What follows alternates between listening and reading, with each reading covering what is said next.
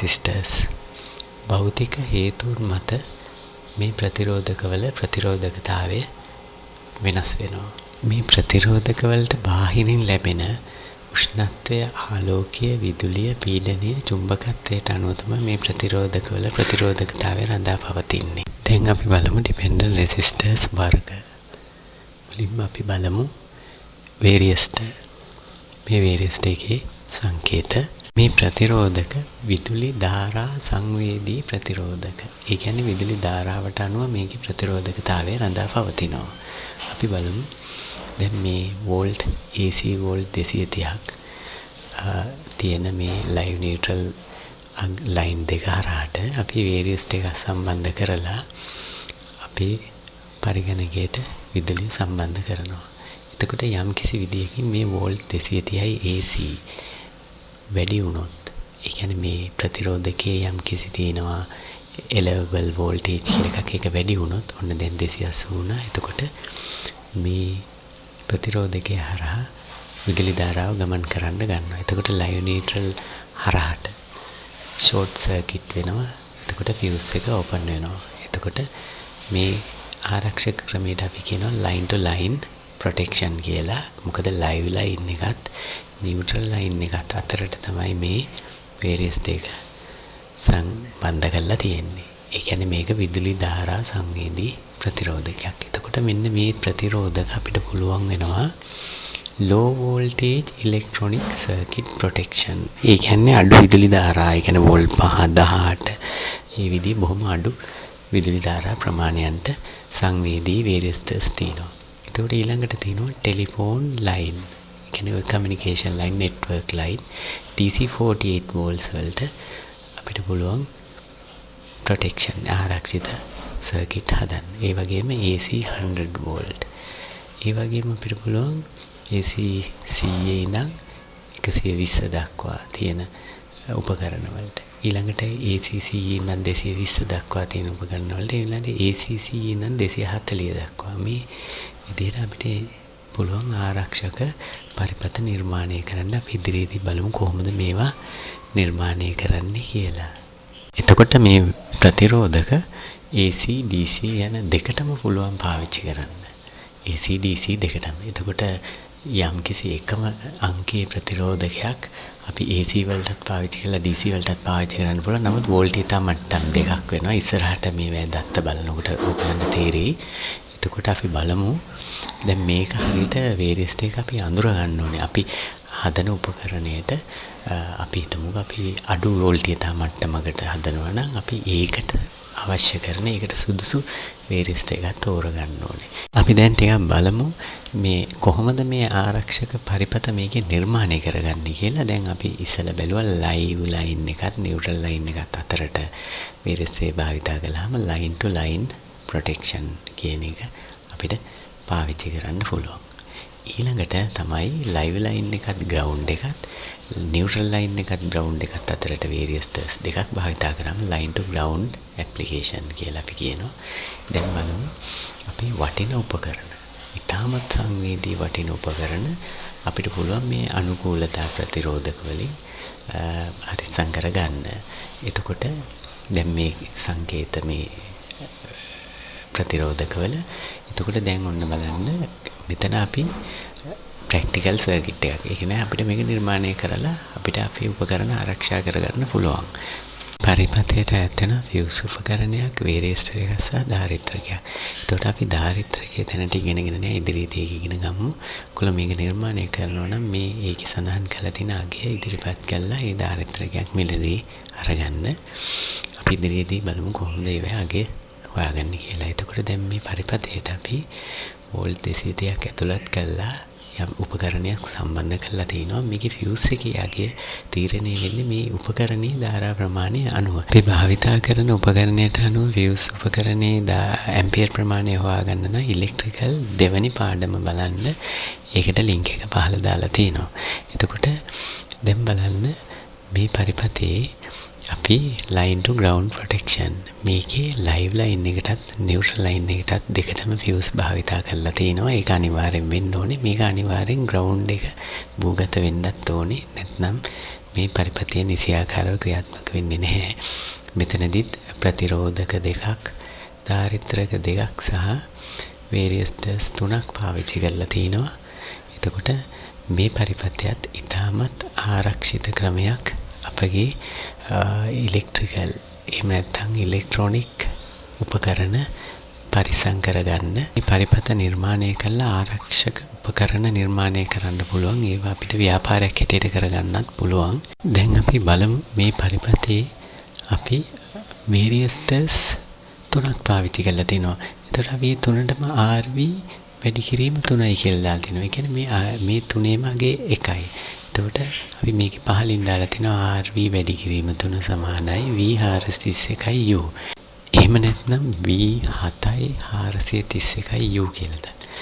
මේ වෙලේදී වෝල්ටේජ් මට්ටම් 1යි, නමුත් ධාරාව පොඩ්ඩක් වෙනස් වෙනවා.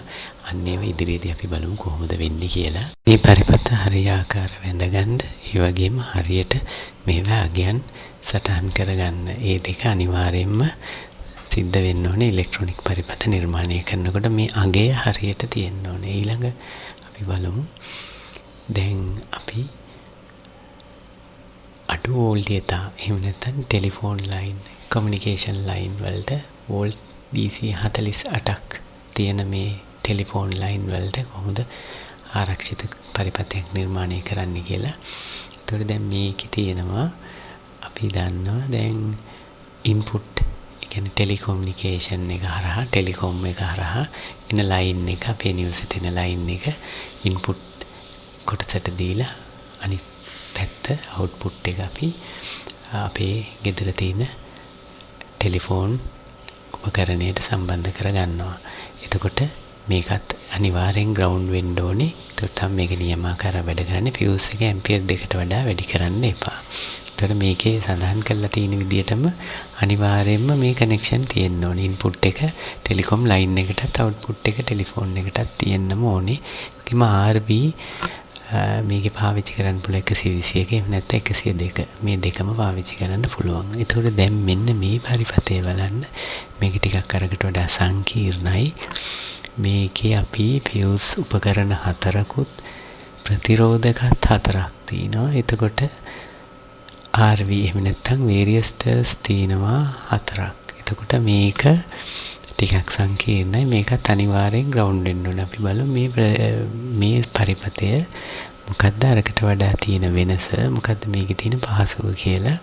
එතකොට දැන් මේවත් අගයන් හරියට ලියා ගන්න ඔයගොල්ලෝ නිර්මාණය කරනවා නම් මේක අනිවාර්යෙන්ම වෙන්න ඕනේ. අගයන් හරියට තියෙන්නත් ඕනේ. මේ හරියට ඔන්න දැන් බලමු. මේකේ ඉන්පුට් අවුට්පුට් දෙපැත්තම ඉන්පුට් අවුට්පුට් කියලා තමයි. ඒ කියන්නේ අපිට පුළුවන් එක පැත්තකින් ටෙලිකොම් ලයින් එකට සම්බන්ධ කරලා අනිත් පැත්ත දුරකථනයට. ඒක වුණනම් අපිට මාරු කරන්නත් පුළුවන්. කිසිම ගැටලුවක් නැහැ. මේ පරිපථයේ නියමාකාරව ක්‍රියාත්මක වෙනවා. මේක තමයි මේ පරිපථයේ තියෙන විශේෂත්වය. ඒ හන්දා ඒක හොඳට මතක තියාගන්න. ඉන්පුට් අවුට්පුට් කියලා ભેදයක් නැහැ. දැන් අපි බලමු මේ resistor එහෙම නැත්නම් මේ වෝල්ටේජ් සංවේදී ප්‍රතිරෝධකයක අගය කොහොමද හොයාගන්නේ කියලා. දැන් එක නිෂ්පාදකයන් වර්ගයක් දීලා තිනවා 10ID 431K 10ID. එතකොට මේ 10ID කියලා කියන්නේ මේකල ඩිස්ක් එකේ ඩයමීටර්. කියන්නේ මේක රවුන්ඩ්නේ, මේකේ ඩයමීටර් එක 10 මිලිමීටර්. එතකොට ඊළඟට මේක D කියලා එන්නේ ඩිස්ක් ටයිප් රවුන්ඩ් කියන එකට. එතකොට 431 nominal resistor voltage.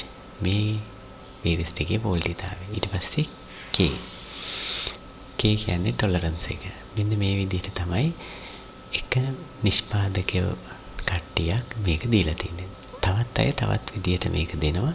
අපි ඒක අඳුර ගන්න ඕනේ මොන විදිහට දීලා. ඒගොල්ලෝ data අපිට දෙනකොට, දත්ත දෙනකොට ඒවා විස්තර කරලා තිනවා. අපි ඒව හොඳට කියලා ආගේ හොයාගන්න ඕනේ. ඒතකොට දැන් මෙතනදී බලන්න 14ID 431K කියන මේ resistor එකේ maximum allowable voltage. ඒ කියන්නේ AC volt 275ට වඩා වැඩි වුණොත් මේ ප්‍රතිරෝධකය ක්‍රියාත්මක වෙලා short circuit වෙනවා. DC නම් 350යි.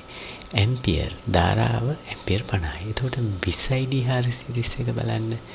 ඒකෙත් අර වෝල්ටේජතාවයන් දෙක එකයිනේ. AC 275යි DC 350යි. නමුත් ඇම්පියර් 100ක්. ඇම්පියර් 100ක්. ඒ නිසා අපිට මේකේ ධාරා ප්‍රමාණය කියන්නේ වැඩි ධාරා ප්‍රමාණයකින් යුත් උපකරණ ආරක්ෂා කරන්න අපි එතකොට එතනදී පාවිච්චි කරන්න ඕනේ වැඩි ධාරා ප්‍රමාණයක වේරිස්ටර් එකක්. දැන් අපි බලමු තර්මිස්ටර්ස්. thermal resistors. උෂ්ණත්වයට අනුව මේ ප්‍රතිරෝධකයේ ප්‍රතිරෝධකතාවය වෙනස් වෙනවා. අගය වෙනස් වෙනවා. එතකොට අපි මේවා භාවිතා කරන්නේ පරිගණකවල process එකේ heat එක වැඩි වෙනකොට fan speed එක වැඩි කරන්න ඕනේ. අන්න ඒ වගේ තැන්වලදී මේ ප්‍රතිරෝධක භාවිතා කරනවා. ඒ වගේම amplifiers, audio amplifiers වල heat එක වැඩි වෙනකොට ඒ වේදිත් අපි මේ ප්‍රතිරෝධක භාවිතා කරනවා. දැන් මේ ප්‍රතිරෝධකවල සංකේත මේ හොඳට මතක තියාගන්න. මේ සංකේත බොහෝ දුරට dependent resistors වල සංකේත එකින් එකට ගොඩාක් සමානයි. ඒ නිසා මේවා නිවැරදිව ලියාගන්න. එතකොට දැන් අපි බලමු NTC කියලා තියෙන වර්ගයක් මේ thermal resistors වල. උෂ්ණත්වය ඉහළ යනකොට ඕම් වගේ පහළට යනවා. ඒ කියන්නේ මේ NTC කියන වර්ගය තමයි අපි පාවිච්චි කරන්නේ උෂ්ණත්වමානවලට. එතකොට මේවා මේකේ හරියටම අගය නියමාකාරවම අපිට ගන්න පුළුවන්. ඒ නිසා අපි NTC කියන වර්ගය negative temperature coefficient කියන වර්ගය අපි පාවිච්චි කරනවා උෂ්ණත්වමානවලට බොහෝ දුරට. එතකොට පරිගණක motherboard වල අපි කව process එකේ heat එක process එකේ යට තමයි මේක ස්ථානගත කරලා තියෙන්නේ. එතකොට අපිට process එක රත් වෙනකොට ඒක දැනගන්න පුළුවන්. වැඩිපුර රත් වුණා කියලා.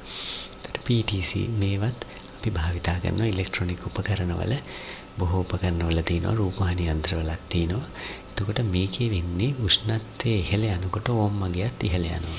එතකොට අපි මතක තියාගන්න NTC PTC කියලා වර්ග දෙකක් තියෙනවා. එකකින් NTC කියන වර්ගය තමයි අපි ගොඩාක් දුරට උෂ්ණත්වය මනින්න අපි පාවිච්චියට ගන්නෙ. මොකද ඒක හරියටම අපිට වැඩේ කරගන්න පුළුවන් නිසා. එතකොට දැන් මේ PTC කියන වර්ගය ඊළඟට අපි බලමු MDR කියන වර්ගය. MDR කියන්නේ චුම්බක සංවේදී ප්‍රතිරෝධකය. චුම්බකයක් මේ ප්‍රතිරෝධකයට ලං කළාම මේකේ තියෙන ප්‍රතිරෝධකතාවය වෙනස් වෙනවා. එතකොට අපිට පුළුවන් මේ වෑන් පරිපත නිර්මාණය කරගන්න අපිට බොහෝ දුරට මෙකැනිකල් පරිපත මේ ඒකේ සංකේතය දැන් මේක බලන්න අර thermal resistor එකේ සංකේතය නමුත් x අකුර තියෙන්නේ. අරකේ තිබ්බේ -t + t. එතකොට දැන් මෙතන පොඩි වෙනසයි තියෙන්නේ. හොඳට මතක තියාගන්න. ඊළඟට strain gauge. strain gauge කියන්නේ අපි දන්නවා බර මැනීමේ උපකරණ. ඔයගොල්ලෝ දන්නවා ඉලෙක්ට්‍රොනික තරාදි. මේ තරාදි වල load cell කියලා ගත්තා. මේ load cell එකට එන්නේ මේ අපි භාවිතා කරන strain gauge ප්‍රතිරෝධකය.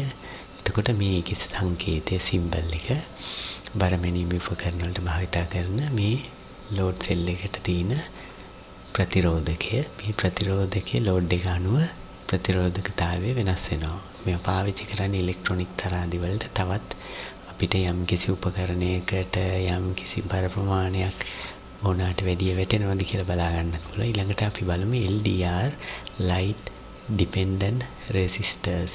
LDR එතකොට ආලෝක සංවේදී ප්‍රතිරෝධක. මේකට ආලෝකය වැටෙනකොට මෙහි ප්‍රතිරෝධකතාවය වෙනස් වෙනවා. මේ light dependent resistor වල සංකේත. එතකොට අපි බලමු මේවා ඉදිරියේදී තමයි අධ්‍යයනය කරන්න වෙන්නේ. හේතුව තවත් උපකරණ ඉගෙන ගන්න ඕනේ. අපිට මේවා පරිපත සටහන් ගැන හොයලා බලන්න. අපිට ගිය පාඩමෙන් පොඩි දෙයක් අමතක වුණා.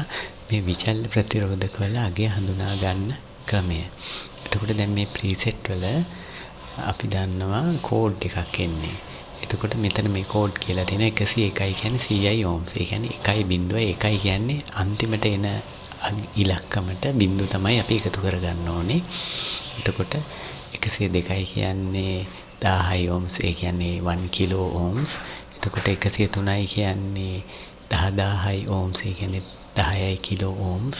මෙන්න මේ විදිහට 104 කියන්නේ 100 kilo ohms. 105 කියන්නේ 1 mega ohms. මේ විදිහට තමයි දිගින් දිගටම අපිට මේ ප්‍රතිරෝධකවල කියන්නේ ප්‍රීසෙට් වල අගය හඳුනා ගන්න වෙන්නේ. ඒක හොඳට මතක තියාගන්න. පොඩි වෙනසක් වුණොත් එතකොට ඔයගොල්ලන්ට තේරෙනවා 102ට 103 දැම්මොත් කොයිතරම් ලොකු වෙනසක්ද මේ අගයන් දෙකේ තියෙන්නේ කියලා. ඒක නිසා මේක හොඳටම මතක තියාගන්න මේ ප්‍රතිරෝධකවල අගය හොයන විදිහ. ඊළඟට අපි බලමු මේ වේරියස්ටර්ස්. අපි දැන් ඉස්සෙල්ලා කිව්වා මේ වේරියස්ටර්ස් වල අගය හඳුනා ගන්නකොට දැන් මේකේ බලන්න පාර්ට් නම්බර් කියලා මුලින්ම මේ වගුවේ තියෙනවා. ඒකේ පහළට 1. ඒ කියන්නේ 431යි KD 0.5. මේකේ වේරියස්ටර් වෝල්ටේජ් කියලා එකක් තියෙනවා. ඒක 430යි. maximum allowable voltage AC DC. එතකොට AC නම් 270යි, DC නම් 350යි. ඊළඟට බලන්න 2. ERZV 0.5 D 431. මේකේ වේරියස්ටර් වෝල්ටේජ් එක 430යි. maximum allowable voltage එක 275යි AC DC 350යි. එතකොට මේ 431 කියලා තියෙන පහළට තියෙන පේලියෙම මේ වෝල්ටේජතාවය එකයි. ඒ කියන්නේ මේ වේරියස්ටර් වෝල්ටේජ් එක සමානයි. එතකොට තවත් දෙයක් තියෙනවා. මෙතනදී අපිට මේ maximum allowable voltage එක තමයි වඩාත්ම අවශ්‍ය වෙන්නේ. උපකරණ ආරක්ෂා කරනකොට. ඒ කියන්නේ 275 AC නම් DC නම් 350. එතකොට ඒ කියන්නේ වෝල්ට් 275 සීමාව පයින්නකොටම මේ වැඩි වෙනකොටම 275 වැඩි වෙනකොටම අපිට මේ ප්‍රතිරෝධකය ක්‍රියාත්මක කරලා සන්නෑයක් බවට පත් වෙනවා. එතකොට ඊළඟට එතනින් පහළට 6 ඉඳන් තියෙනවා කොළ පාටින් දුරකථන ලයින් වලට භාවිතා කරන මේ ප්‍රතිරෝධක. එතකොට මේවා ඒ කියන්නේ වේරියස්ටර්ස් මේවැ තියෙනවා වෝල්ටේජ් මට්ටම් ටික දීලා වේරියස්ටර් වෝල්ටේජ් එක 100යි, allowable voltage එක 60යි, AC DC නම් 85යි. එතකොට මේ ප්‍රතිරෝධකවලත් මේ වෝල්ටේජ් මට්ටම් එක හා සමානයි. එතකොට දැන් බලන්න මේ එක එක නිෂ්පාදක එක එක විදිහට තමයි මේකේ අගය පාර්ට් නම්බර් එක දීලා තියෙන්නේ. එතකොට අපිට මේකේ data බලන්න පුළුවන්. Google search කරලා වේරියස්ටර් data කියලා type කළාම අපිට පුළුවන් ඕන තරම් අන්තර්ජාලයෙන් මේවා දත්ත ගන්න. එතකොට තවත් කාරණයක් දැනගෙන ඉන්න මේ භාවිතා කරන මේ ප්‍රතිරෝධකවල වේරියස්ටර් වල අගය EZRV 0.5 කියන එකේ ධාරා ප්‍රමාණයට වඩා EZRV 0.7 කියන එකේ ධාරා ප්‍රමාණය වැඩි. එතකොට මේ D431 කියලා වහම වෝල්ටේජතාවය ඔක්කොම ටික සමානයි. නමුත් ඉදිරියේ තියෙන 0.5, 0.7, 0.9, 10 ඊට පස්සේ 15 වෙනවා, 20 වෙනවා. මේවා අපිට ඔක්කොම මේ දත්ත data වලින් අරගන්න පුළුවන්. අපිට අන්තර්ජාලයෙන් ඒව හොඳට බලලා අපිට අවශ්‍ය කරන උපකරණයට අවශ්‍ය කරන විදුලි ප්‍රමාණයම තීරණය කරන්න අලුතින් නිර්මාණය කරනකොට නැත්නම් ඒ වේරියස්ටර් එකකින් වැඩකුත් නැහැ. අපි හදන පරිපතේ නිසියාකාරව ක්‍රියාත්මක වෙන්නේ නැහැ. එතකොට වැඩක් වෙන්නේ නැහැ. අපි ආරක්ෂක පරිපතේ නියමාකාරයෙන් ක්‍රියාත්මක වෙන්නේ නැහැ. එතකොට අපි හදන පරිපතේ වැඩක් වෙන්නේ නැතුව යනවා. එතකොට දැන් ඕගොල්ලෝ බලන්න අන්තර්ජාලයෙන් මේකේ දත්ත ගන්න අරගෙන මේවේ දත්තවල පරස්පර තැන් බලන්න maximum allowable voltage එක බලන්න. එතකොට මේ වෝල්ටේජ් එක අනුව ඕගොල්ලන්ට නිර්මාණය කරන්න පුළුවන් පරිපත බලන්න. යම් කිසි විදියකින් ඕගොල්ලන්ට මේ සම්බන්ධයෙන් ගැටලුවක් තියෙනවා නම් කමෙන්ට් එකක් දාලා කියන්න. එතකොට මම ඒකට අවශ්‍ය කරන උත්තරය දෙන්නම්. ඒ වගේම අපි ඊළඟ පාඩමෙන් බලමු මේ ධාරිත්‍රක එහෙම නැත්නම් කැපැසිටර්ස් කොහොමද අපි හඳුනගන්නේ කියලා.